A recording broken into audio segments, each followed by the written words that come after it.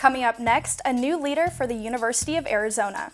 And Tucson's economy is about to get a boost, the latest in job growth. Support for struggling students will take you inside the campus pantry. And a radio DJ making his mark in the industry, not letting anything get in the way of what he loves to do. All of that and more here on Arizona Cat's Eye.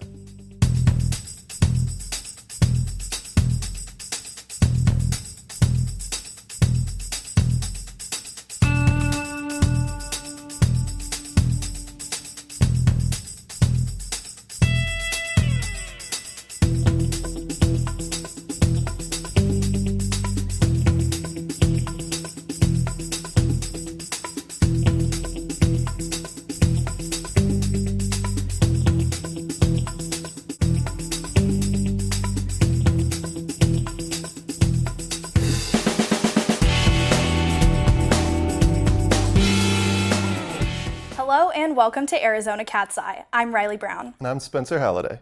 Arizona Cat's Eye is a student-run news broadcast program produced by the University of Arizona School of Journalism. We cover stories on and around the University of Arizona campus, as well as throughout southern Arizona. We begin our program here at the University of Arizona with its new president. In April, the Arizona Board of Regents hired Dr. Robert C. Robbins to replace outgoing President Dr. Ann Weaver Hart. Dr. Robbins will be the highest paid state university president in Arizona's history. Dr. Robbins signed a 3-year contract for approximately $1 million a year. Robbins was formerly the CEO of Texas Medical Center. In related news, the Arizona Board of Regents approved a 5-year, $500,000 contract for Dave Hickey, the new athletic director here at the University of Arizona. Before coming to the U of A, Hickey was athletic director at the University of Oregon and Central Michigan. Hickey replaced athletic director Greg Byrne, who left to become athletic director at the University of Alabama. And athletics boosting Arizona's economy this year, the state hosted its first ever NCAA men's Final Four and national championship at the University of Phoenix Stadium, nearly breaking the all-time attendance record. Cat's Eye reporter Danielle Fork was there and has more. This is the first Final Four hosted in the West in 22 years. More than 77,000 fans filled the stadium in Glendale. That's more than usually attend Cardinals football games. The college basketball tournament attendance was about 3,000 shy of the record set in Dallas back in 2014. Many fans and sports analysts favored the Arizona men's basketball team to be in the big dance, having home court advantage. The U of A won the national championship exactly 20 years ago. As we know, that didn't happen this year. However, the tournament was not disappointing as Gonzaga made its first appearance in the championship game against the North Carolina Tar Heels. The Tar Heels were victorious yet again for the 6th time. The team took the trophy back to Chapel Hill. It's estimated Arizona hosting the NCAA tournament brought in about $100 to $150 million to the state's economy. For Arizona Cat's Eye, I'm Danielle Fork. On to other news now. There's another attempt to try and make marijuana legal in the state of Arizona. This after Arizona's voted against Prop 205. That was a campaign to regulate marijuana like alcohol. Now a new marijuana initiative might be making its way to the 2018 ballot. And I just want to kind of go over where we're at here with the campaign. The group is Safer Arizona. Their goal is to decriminalize marijuana and all cannabis products. This initiative is going to turn Arizona into a self-sustaining cannabis economic powerhouse. It's going to be awesome. Medical marijuana was legalized in Arizona in 2010, but Wisniewski's group wants marijuana legislation to be much more permissive. Michael Perry is one of the volunteers recruited to collect signatures. He says marijuana legalization could open him up to new job opportunities. I just want to explore options, meet people, help people, and I would love to give my shot at growing it. I think that'd be amazing just to witness something that I grew from the ground of a seed and I don't know, maybe something else. Volunteers began collecting signatures on Sunday. They need 150,000 people to sign by July 5th, 2018 to get on the ballot. Some people were worried Prop 205 would have put smoke shops out of business. But Space Smoke Shop's owner, Shane Dalton, thinks Arizona has spent too long hashing out the finer details. I was willing to work within it, I guess, a little more than other people. In the 2016 election, Arizonans voted down recreational marijuana. Here's a look at those numbers. Prop 205 lost by a margin of 2.6%. That's almost 70,000 votes. The opposition, backed by top leaders in Arizona, including Governor Doug Ducey. On January 1st of this year, the minimum wage in Arizona went up to $10 an hour, a nearly $2 increase from the 2016 minimum wage. For workers, it was a financial boost, but for produce companies, it meant an increase in labor costs. Farmer's Best is a vegetable and fruit produce company in Rio Rico, Arizona, just north of Nogales. The company sends millions of pounds of produce around the United States. On average, the warehouse employs 25 people. The company says because of the minimum wage increase, this time around, it hired 15 people. A cost-saving measure for the company, but that meant those 15 employees had to work twice as hard. Tucson's growing business scene could keep University of Arizona students in the Old Pueblo well after graduation. Like most cities, Tucson's economy had a rough time bouncing back after the 2008 recession, but has now surpassed Phoenix in the job growth rate. University of Arizona economist George Hammond says there will be lots of opportunities for jobs in the next 3 years. Here on the U of A campus, counselors at Career Services help match students with jobs. They also hold career fairs each semester on campus. This gives students the chance to meet with potential employers in the area. There's a lot of exciting companies coming to campus and looking for students to stay here in Tucson. And as we had kind of mentioned before, usually when students wanted to stay here, it meant going to Phoenix. Caterpillar is new to Tucson and will bring about 600 jobs to the local economy. Other companies like Raytheon, Comcast, and HomeGoods will hire more employees. That means more than 2,000 jobs are headed to Tucson in the next 2 years. 2017 is not looking too good for popular ride-sharing app Uber. After the hashtag Delete Uber campaign and recent sexist allegations made from a former female Uber employee, business for Uber has gone down. More than 200,000 users have deleted their Uber accounts after the Twitter hashtag. And Uber is under fire for its hostile work environment. One driver we spoke with in Tucson says he hasn't noticed a difference in business. As far as I'm concerned, it's not affecting Uber because I'm still busy. And I'm talking as a driver, I'm very busy. I'm not hurting for work. A fairy tale evening for high school girls. Coming up next on Arizona Cat's Eye, the glitz and glam of a special night. Plus, One Tucson Charity is literally on a roll, supporting the needs of those less fortunate. Those stories and more when Arizona Cat's Eye returns. I've really liked Cat's Eye because it's given me an opportunity to get off campus for the stories. So I'm not just getting students' perspectives anymore. Now I'm driving to Phoenix to talk to a marijuana initiative group. I'm, just going out to talk to all these real people about some pretty cool stories.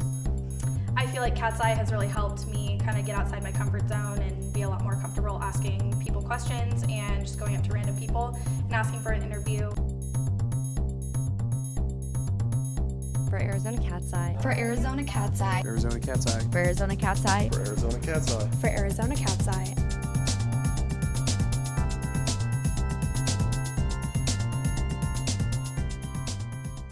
Welcome back to Arizona Cat's Eye.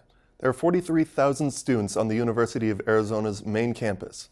It's estimated 29%, or 12,000, don't have enough to eat. The U of A conducted a study and it showed there's a need to support students who are considered food insecure. That means they don't know where their next meal is going to come from. 2012, the U of A opened the Campus Pantry. It's a service run by students and powered through donations and grants. Anyone with a valid CAT card can get free food on Fridays. Campus Pantry says on average it donates more than 1,000 pounds of food to about 100 students a week. The homeless in Tucson now have an extra resource. It's known as a shower trailer and is free for those who don't have regular access to a hot shower. St. Andrew's Presbyterian Church opens up its shower unit to more than 25 homeless people a week. The unit has 6 shower stalls, 3 for men, 3 for women. Volunteers move the trailer around Tucson to serve a few different areas, especially during warm summer months. 4,000 wheels, 2,000 bicycles, and 40 volunteers. That's what makes up Wheels for Kids. The program, founded in 2007, has changed many lives by repairing bikes and donating to those in need. Dick Swain is the founder and says he started the program because of his passion for bikes and for giving back. And the volunteers get something out of it as well. The smile on that little boy's face was fantastic. Sorry. It's emotional, as you can see. I'll never forget it. Well, that's why I'm here. The organization doesn't just help kids. Entire families, including parents in need of transportation, have been given new bicycles. Wheels for Kids says there's more to come from the program that strives to make everyone feel like a kid again. One organization is bringing the magic of prom night to young women in Tucson without a price tag. Reporter Cherie Cole is here with more. The date, the pictures, the fun. Prom is one of those special nights that everyone remembers. There is one organization that is helping make sure every girl feels like the belle of the ball.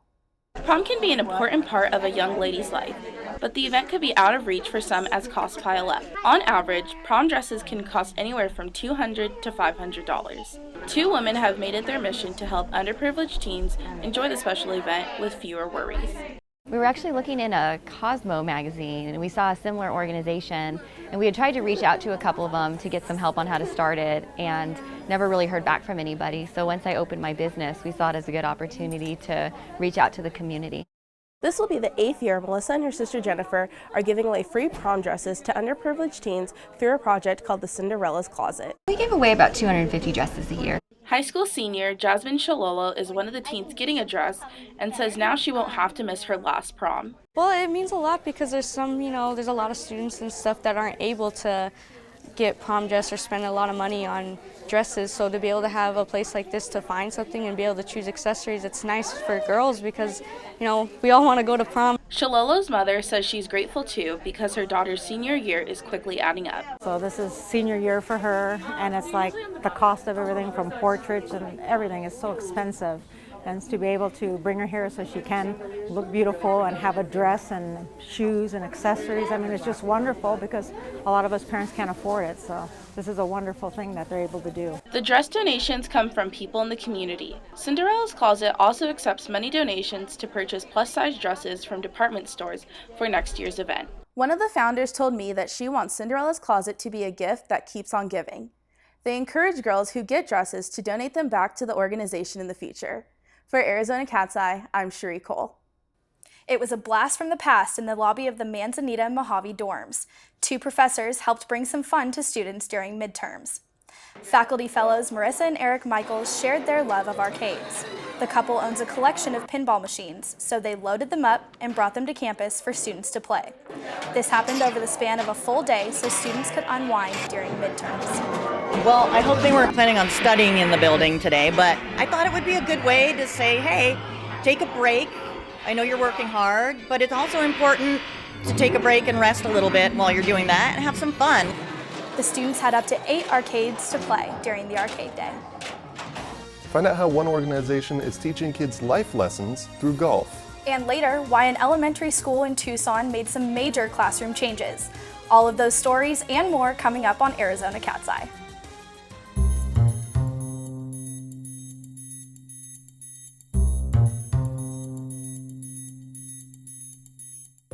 The internship here is you get the full experience. I do a little bit of radio, writing, as well as the news breaks. So you get the feel for kind of every part of journalism. We're here at Arizona Public Media. I've learned how to use different software for editing, and so I've gained a lot of knowledge here that I think is going to give me a lot of opportunities for my future.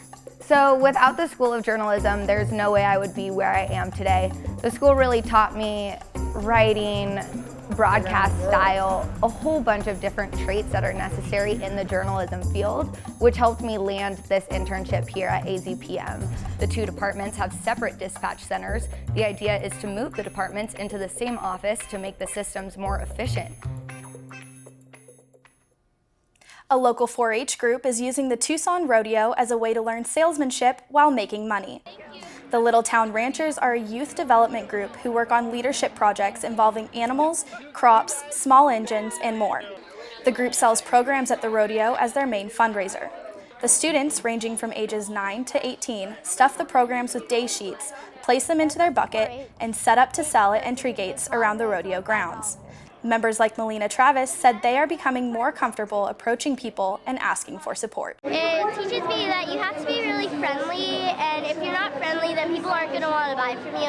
And I've had a lot of people where if you use your manners and you're really polite, then they'll tell you, oh, let me come back and buy from you. I'm really happy that you use your manners. The profit goes toward buying supplies and funding educational projects. TGA stands for Teach, Grow, Achieve. It's a local organization that teaches kids how to play golf and how to apply the life lessons that come with playing a sport. They focus on sportsmanship, honesty, respect, and responsibility. The program runs for 6 weeks at a time at elementary schools all around the Tucson area. It's an after-school program available to children from kindergarten to 6th grade. Research shows that sitting is the new smoking, and one parent believes that. He took it upon himself to make changes to the desks in his daughter's classroom. Cat's Eye reporter Andy Milkus takes us inside a Northside school to find out more. Okay, that's going to take us up to art time. Tiffany Wiley's 1st and 2nd grade multi-age classroom at Manzanita Elementary may look like any old classroom, but it's not thanks to one parent. I had a parent schedule a meeting, just said we'd like to talk to you about something exciting. That idea? She agreed to be the pilot class for standing workstations, where kids are on their feet most of the day. Josh Apple's daughter, Alexis, is in Miss Wiley's 1st grade class. The parent is part of a nonprofit organization called Stand Up Kids. Apple is also a doctor. He says the group wants to see standing desks offered in public schools throughout the country in the next 10 years. They found that all the sitting is having a lot of detrimental effects to include, it's driving the obesity epidemic. On average, students are spending about 85% of their awake hours sitting. That's about 4.5 hours a day. This initiative has health benefits and learning benefits as well. We know that kids learn better when their brains are oxygenated, when they are moving. When the students in Miss Wiley's class left for winter break, she told them there might be some changes, and there were. 8-year-old Sawyer Lazarus walked into the classroom wondering if he was in the wrong place. I was a little surprised at first, but I didn't know where the chairs were, and once I got used to them, I like them now. The students stand while they're in the classroom. If they want to sit, there's a table with chairs, or they can sit on the floor. Apple paid to convert the desks for about $40 and a half a day's work. He's hoping this inspires a new level of learning. These desks have been in place for about 3 months, and so far so good. No complaints. For Arizona Cat's Eye, I'm Andy Milkus. The Catalina Foothills School District isn't the only district trying out this new idea. The Marana Unified School District is in its 2nd year of a 3-year project providing students with standing desks and Google Chromebooks. The University of Arizona is the first Adobe Creative Campus on the West Coast. That means students can access Adobe software for free. UA students now have the chance to improve their technical skills with Adobe products like Photoshop or Premiere Pro. For the general public, the price for the Creative Cloud is normally $600 a year, or $75 a month. But for these students, it's free now. According to the UA's Career Services, learning how to use these Adobe programs can help students when it comes to getting a job. Students can learn photo or video editing, graphic design skills, and more. If you could walk away from a school with a portfolio of work that you could actually use and not an English 102 paper that you're never going to read again, how cool is that? The University of Arizona will also receive a $100,000 gift from Adobe. The money will go towards supporting UA's new learning center geared towards student success. The Reed Park Zoo is getting a new health center. The project costs $4 million and will take 11 months to complete. Longtime veterinarian of the zoo, Alexis Moreno, says the new facility will provide more space to treat 33 species of animals. When you're working in a room and you're working on a 450-pound lion, you need space to do it. Students from the University of Arizona's Future Doctorate of Veterinary Medicine program will learn inside the new health center. This will be the only facility in the country where students have exotic animal training as part of their curriculum. The facility will have on-call rooms where students will stay overnight to observe the animals. Students will learn to care for animals, visitors, staff, and facilities in the zoo. The U of A says this new program will give students an advantage when applying for zoo jobs around the country. How one program is helping student athletes stay in the game and connecting people who have the same disability. And later, one radio DJ defying the odds. Those stories and others coming up on Arizona Cat's Eye. I'm Jamie Hewitt, a reporter for Arizona Cat's Eye at the UA School of Journalism. The school has been producing quality journalists since 1951. One of them recently returned to inspire the current class. Today's show host and UA graduate in 1993, Savannah Guthrie, appeared via Skype to answer any and all questions students had for her. The Skype session reassured students that dreams can come true. Savannah Guthrie said her success is a direct result of hard work. Many students consider her a role model and ask for her advice on finding their broadcast voices. You do have to really just be yourself. You have to be professional, but don't put on an act. I mean, that's not what this is about. She credits the University of Arizona School of Journalism with giving her a solid foundation that shaped her career. what I love about the education I got there, and I presume that it's just as good and probably 10 times better now, is that got those basic skills of how to get a story, that the ethics of it, the standards that we all have and try to adhere to in terms of fairness, accuracy, speed, precision, thoughtfulness, all of those kinds of values that I hold dear as a journalist and really think are important and are more threatened than ever. I got them there. If you would like to see more of Savannah Guthrie's interview, subscribe for updates on the Arizona Cat's Eye Facebook page. Thanks for watching. An organization in Tucson is connecting people with hearing loss. The house in Central Tucson is home to the Adult Loss of Hearing Association, or ALOHA, a nonprofit that offers services for hard of hearing and deaf adults. Every Tuesday, ALOHA hosts a support group that brings in different walks of life, all facing a similar problem. ALOHA wants to connect people so they don't feel alone. They encourage people to not be embarrassed by their condition. ALOHA states that 60,000 to 70,000 people in Pima County suffer hearing loss. A unique radio host uses his entertainment skills to connect with his audience. Reporter Stephanie Soto has more. Charismatic, professional, and popular, a Tucson DJ shows me how he communicates through the world of radio. Para que esté muy pendiente en la poderosa 105.3. Meet Gaston Mascareñas, the morning radio host at 105.3 La Poderosa in Tucson. The 37-year-old entertains the Latino community with Mexican country music. The Nogales native, who's been on air for the past 13 years, was born blind. Mascareñas found a passion for radio when his grandfather owned one of the first radio stations in Nogales, Sonora. I always liked listening to radio as a young child, and I think that inspired me to pursue this career. Silvia Sanchez co-hosts the radio show with Mascareñas. Sanchez says working with Mascareñas has been quite the learning experience. I had to learn to communicate with him without using like gestures or my hands or things like that. So it's really fun. I really like working with him. According to the Arizona Disability Employment, there are 92,000 Hispanics with disabilities here in Arizona. Mascareñas' manager says she was concerned at first, but didn't have to do anything different. For the first weeks, I wasn't sure really how to handle his disability, and as we move forward, he let me know little by little that he didn't need any special assistance. He won the audience hearts with his interaction and charisma to deliver the show. He believes sight shouldn't be an impairment for people to work in any field. Mascareñas doesn't want to be seen for his disability, but for his talent.